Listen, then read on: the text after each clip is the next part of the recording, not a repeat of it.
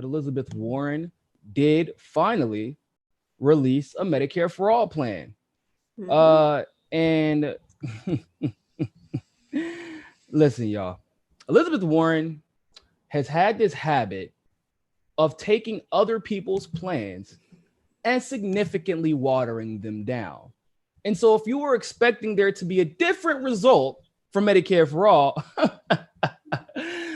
you shouldn't have expected a different result. I don't know why, because clearly she's done the same thing over and over and over again, and Medicare for All is no different. So Elizabeth Warren dropped her plan today. Sophia was kind enough to send it my way, and we've been combing through it for a couple of hours this morning. And I want to go ahead and read to you just a little excerpt of Warren's plan. I always have to put quotation marks around Warren's plans because it's generally isn't really Warren shit. It's not. It's usually not. At least the framework of it usually isn't Warren's. So, I just want to read to you a little bit of what her plan says. It talks about. Oh, give me a second. Let me scroll back up. Where are you at? Where are you at? I lost my spot. I scrolled down by accident. Okay, here we go. So it talks about starting with the Medicare for All Act, which I co-sponsored. That's not your bill, but okay. The bill provides a detailed proposal for how to achieve our goal. But as economists and advocates have noted, the legislation leaves open a number of key design decisions that will affect its overall cost. And the bill does not directly incorporate specific funding revenue measures.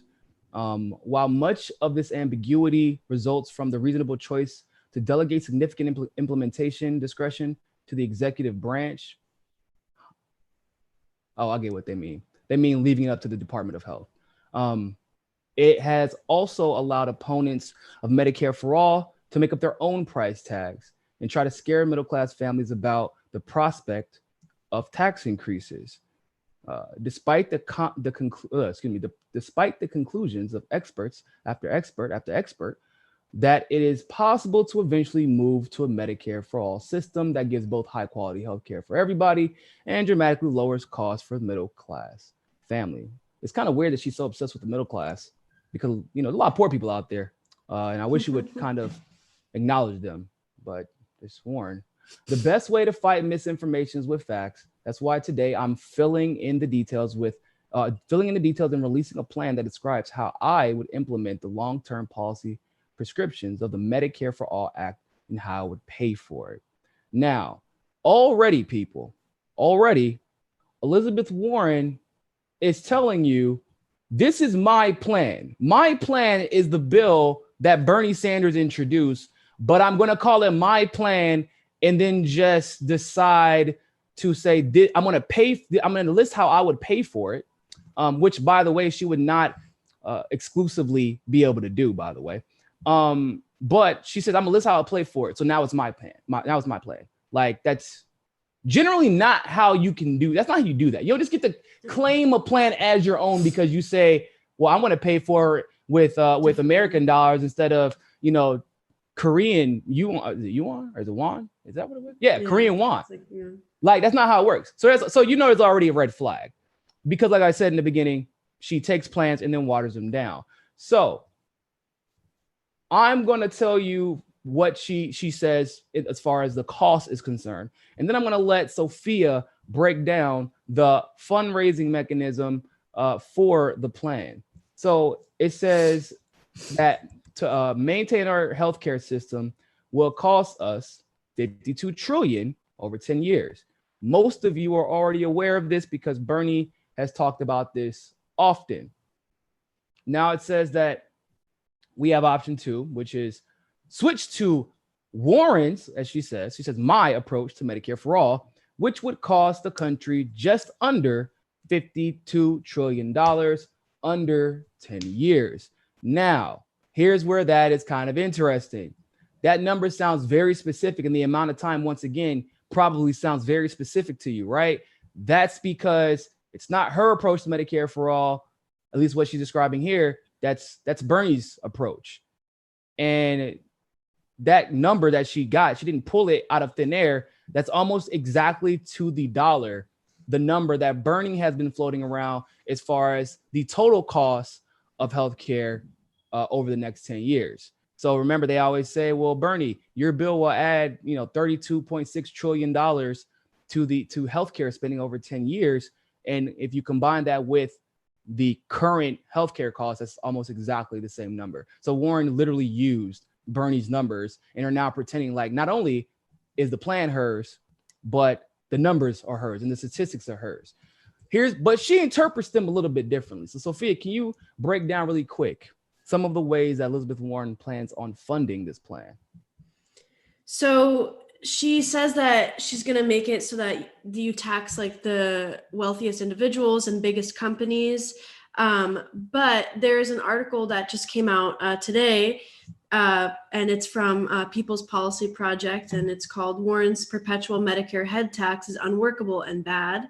So basically what it does is the employers pay like a flat tax instead of having like a more progressive system, which is a percentage, which would have been an 8% employer side payroll tax. Now it's just going to be a 9,500 employer side head tax, and that makes it so that the earnings are just the same for every single. Oh no. We need to clear 9,500 overall or 9,500 per employee. Per employer, yeah, per employer. Per employee. Yeah, per employer.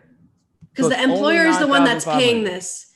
Yes. Yeah, but I thought it was 9,500 per employee. No, it's for the employer, which is why it's so ridiculous, because it's saying that employer taxes paid will be 9,500 if you have like two workers, right? Let's say you have two workers, and then you have one worker. This is the example that they're giving in the article. You have one worker that makes $15,000, another that makes $200,000. If you had the payroll tax, you'd be deducting 8% from both of those. But that's a totally different amount than 9,500. One would be 1,200 that you're deducting. And then for the higher income, it would be 16,000.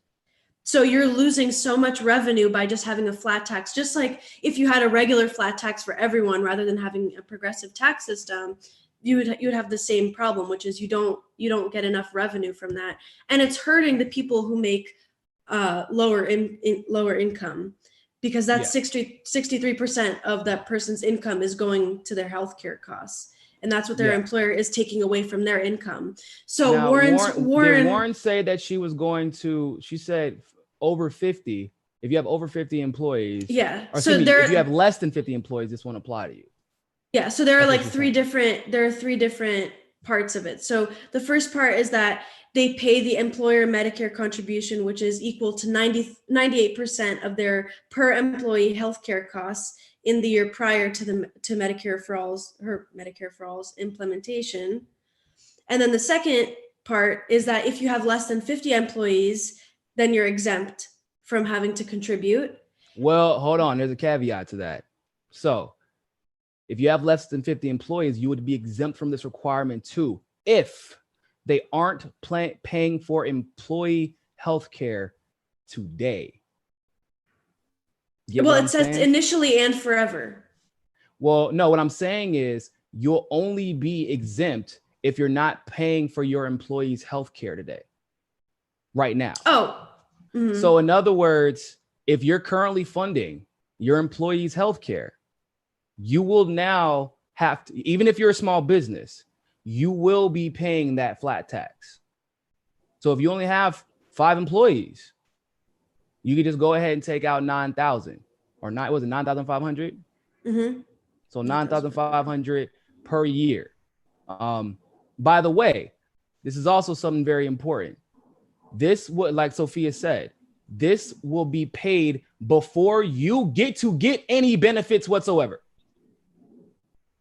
So in addition to, because they said you're only exempt from paying this if you aren't currently paying for healthcare. So if you're paying for healthcare, you're going to be paying into this. However, guess what? You're still going to have to pay for your employees' healthcare, which has already been bankrupting small businesses as it is. In addition to that, you as an employee are still going to be paying for Medicare. You're still going to be paying for Medicaid because Elizabeth Warren says in her plan that it will still incorporate both Medicare and Medicaid. So you're paying into Medicare and Medicaid. Your employer is paying a flat tax into Medicare on top of your employer paying for your health care. As a small business, which 89% of the country, or 89% of the small businesses in this country, I should say, have less than 20 employees. And independent contractors, so every single Lyft employee, every single Uber employee, YouTube employees like myself, I'm not as successful as a lot of these YouTubers, but a lot of YouTubers are millionaires, okay? And they don't have to pay anything. Those political consultants that we all love so much, they don't have to pay into this Medicare tax, but they get all the benefits from this Medicare tax.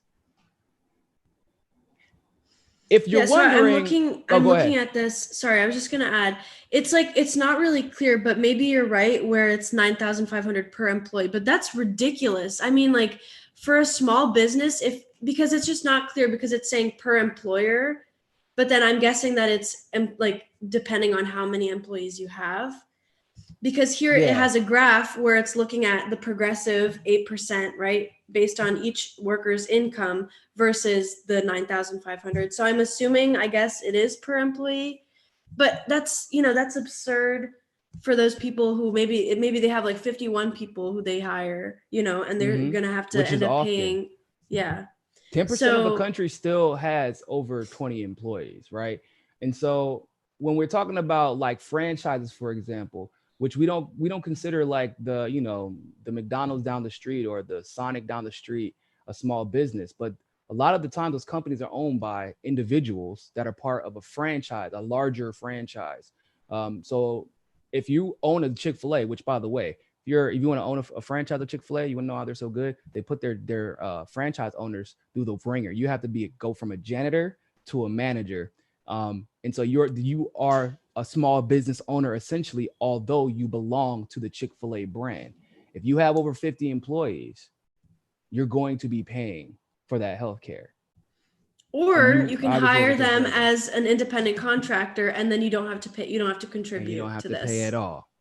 Yeah. And that's a huge. Yeah, basically, yeah, you're correct. Yeah. And that's a huge issue because now you're just setting the system to be bankrupt because everyone's going to decide to hire their employees as private contractors. As independent contractors. You want to let them know. You want to let them know how long it will take to implement this plan. 10 years. 10 years, people.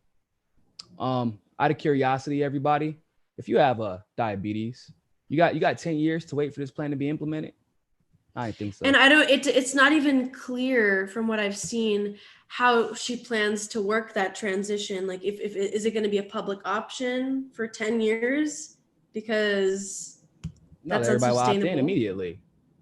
One, but as you're hearing the details of this plan, I think it's become pretty evident that this plan doesn't make sense from a rational perspective, right? Why would you have before we get to even touch a benefit, you're having employers, the small businesses, the ones who basically make up the middle class in this country, paying damn near triple, and employees double paying and then losing wages because the employers are going to end up having to pay more. So you know who's going to lose the money, like it's going to be employees. And then employees will not be hired. It doesn't make any sense. Then you tell them, you know how many independent contractors we have in this damn country? It's ridiculous. And it's usually the most wealthy people who need to be paying into the system for it to work. Mm-hmm. But she's exempting all of these wealthy people. So the logic seems to be, and then the 10-year transition with all of this, the logic seems to be that she is purposely trying to create an environment that would cause the ultimate failure of Medicare for all. Because under Bernie's plan, obviously, there's only non-duplicative care and all that good stuff. So you still have a slither of private healthcare in that regard, as far as the supplementary side. But like we've said here before, on Bernie's plan, you could opt out of the Medicare for all network, which a lot of people do not understand is a big deal. Because, for example, Medicare for All right now pays only 1/3 what a private company would pay to a private practice or provider. Now, that could change, right? Obviously, they'll adjust pricing and things like that. But if I'm a private company, I'm thinking survival. I will pay you 5 times what Medicare for All can afford to pay you if I can get you to opt out of that Medicare for All network. And Warren's bill over 10 years gives a brick after brick after brick after brick to throw at this glass house of healthcare that we already have as it is. We need the process to be streamlined, affordable, and not put too much demand on the middle class and the small businesses, and puts more of the onus on the super wealthy and the corporation. Don't forget to hit that subscribe button if you like that segment of Mikasa Sukasa. Also, you can help us upgrade the studio and take this show on the road to cover the on-the-ground politics that you love by clicking on that GoFundMe link in the description and donating literally anything. Anything helps. Also, you can follow us on Rockfin, on Twitter, and on Facebook as well. And hey, more than anything else, people, always remember, find your balance. Peace.